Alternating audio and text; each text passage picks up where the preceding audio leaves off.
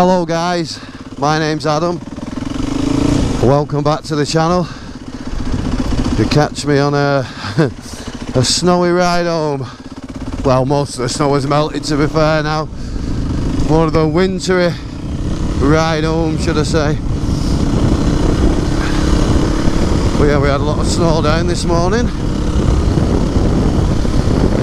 When I dropped the missus off at 6 o'clock this morning, a hell of a lot of snow on the ground, even on like the major roads. Motorways were full of it, everything. As usual in this country, never prepared for anything, even though they've been telling us we're getting snow for the past couple of days. But to be honest, the roads have coped with it alright. I went out at about 11:30, get some shopping and go for my medical for my HGV licence. Once you get past the age of 45, once your licence expires, then you have to take a medical to keep that HGV entitlement. So that was today's. Did all that in the car though. It's just I need my bike for work tomorrow, so I'll come and grab it from work. It's where it stays most of the time, to be honest. Locked up in my lockup at work, nice and safe.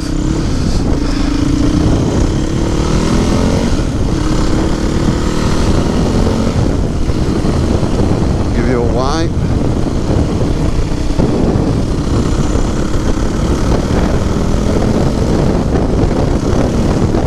Yeah, so that's been today's exploits. And I've had 16 days off work, and we haven't had so much as a snowflake. I'm back in work tomorrow. And look at the state of it. Lights.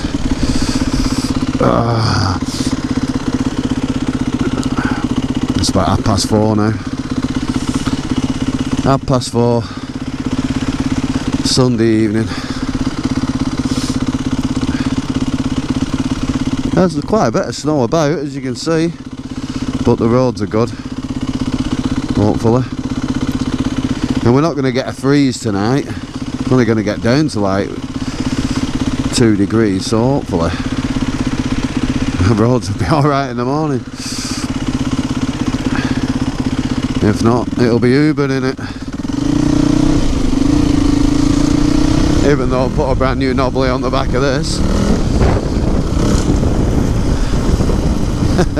I don't fancy risking it in the ice.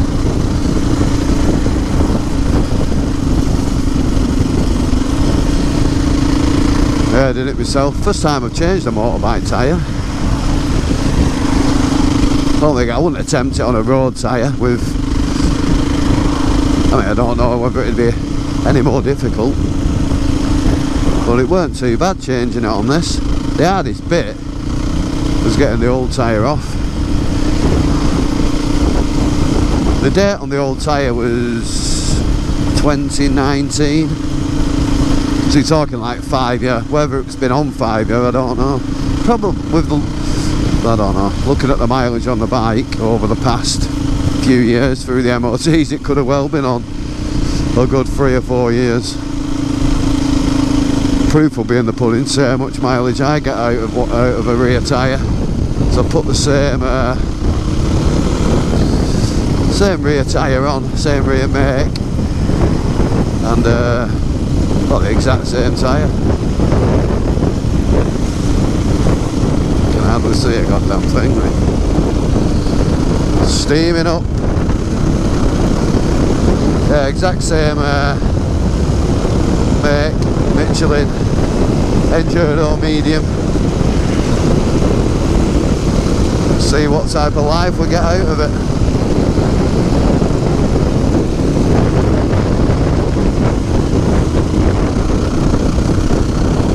Sorry, but I'm just going to have to undo this visor a minute.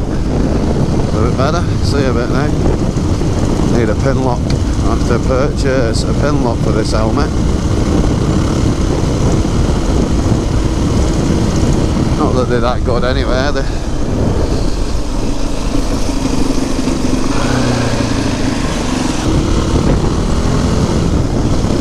Yeah, so anyway, getting back to that, tyre was relatively easy to do. Only got 2 tyre levers. You know what I mean? I've got no fancy tools or fancy tyre changing tables or anything like that to use. But the rib was heavily corroded inside. Give it a right good clean out. Managed to get it looking decent as well. But around the bead where you can see like the sort of like perforated grip round it. End up gluing one of the I think it's to protect the inner tube in it. One of the like little soft sleeves on top of the rim locks. Gluing one of them back on. All back together and all good. We've got a brand new rear. I've got a front tyre but I've not put it on yet. I probably will end up doing. There's plenty of wear on it, but it's just whirling weird. People say you can turn them round, even though they're directional. People have turned them round, but I think I'll just change it. Starting to feel like the front end is a little bit pogo at a certain speed. It's never done that before. I'm gonna have to give set the sag again properly, and then have a look at fiddling with this these front forks. Or it might just be that the way the tyre's wearing that's causing it. But I have noticed since I put that rear on, it's a lot better. So I am thinking it's sag and what have you. We'll sort it.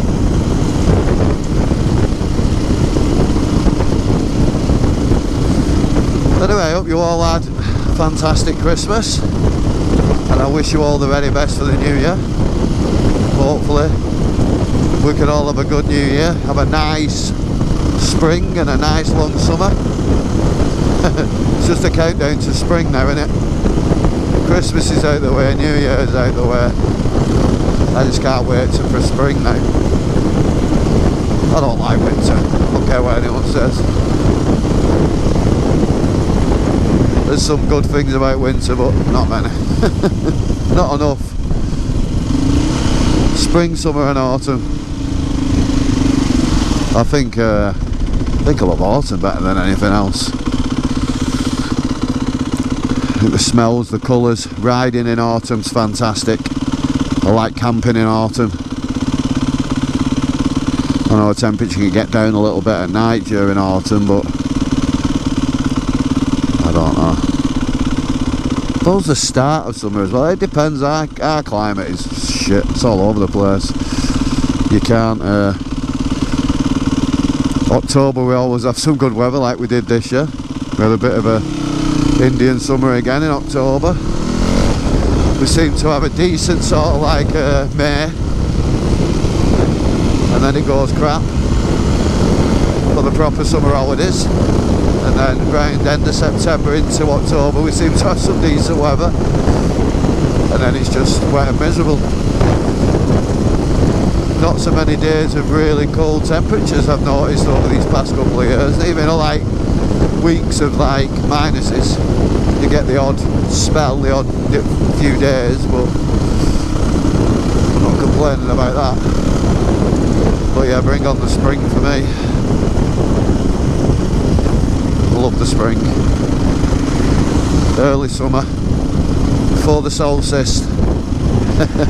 Around that time, well, around that summer solstice time, the longest, you get the longest nights, nice and light at 3, 4 o'clock in the morning, and still light, getting on for 11 o'clock at night, 10:30, something like that. I love that.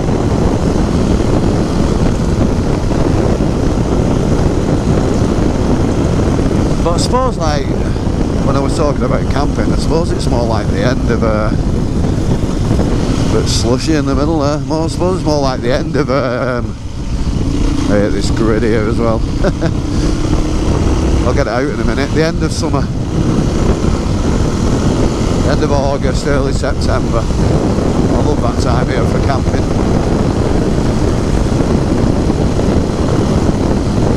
And hopefully, and I know I've said this last year, but this year I'm determined to make time to do a few more wild camps on the bike, a few more ride outs,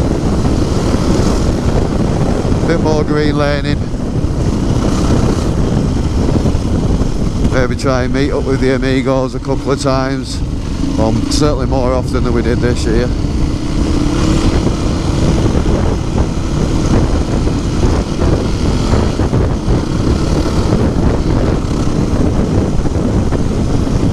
But it's difficult, isn't it? Well, it's for me anyway with work. But I'm certainly going to make some time to bring a bit more content to the channel.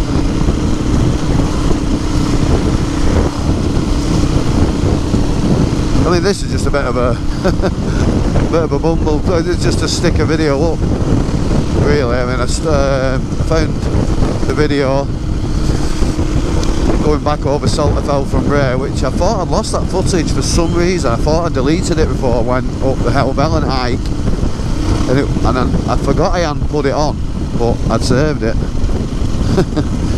So I noticed that over Christmas when I was just going through a few things. I thought I'll stick that up.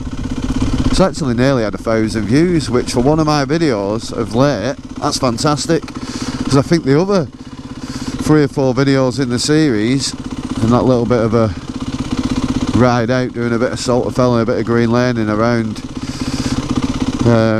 Lancashire just into Yorkshire, I think the first one did maybe around about 300, and then the rest of it did do a lot. Which is not unusual. The thing is, I mean, I don't put a lot of content on, so can't really expect to be getting mega views, but I'm impressed with that. Some comments, so I'll give you a white. Yeah, a few comments. Sort of whetting my appetite a little bit, so I thought I'd get out and get a video up. But I think that's something I won't do. I won't really have the time to do, is to get videos out on a regular basis, 1 or 2 a week, to keep the famous algorithms going and everything else, to make sure you know, the channel gets the views and a bit of recognition.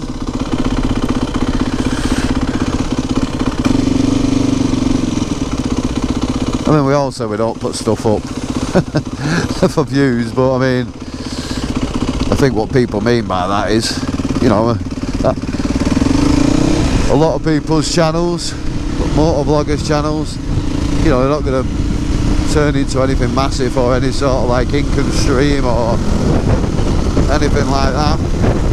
I think it's all been done now. I think the people that are established there will stay established as long as there's an appetite for the platform and the format, and I think there will be for a while. And I think anybody else, unless you you can think of something to do that other people haven't done, then it's very difficult to sort of like build yourself up into the tens of thousands of subscribers.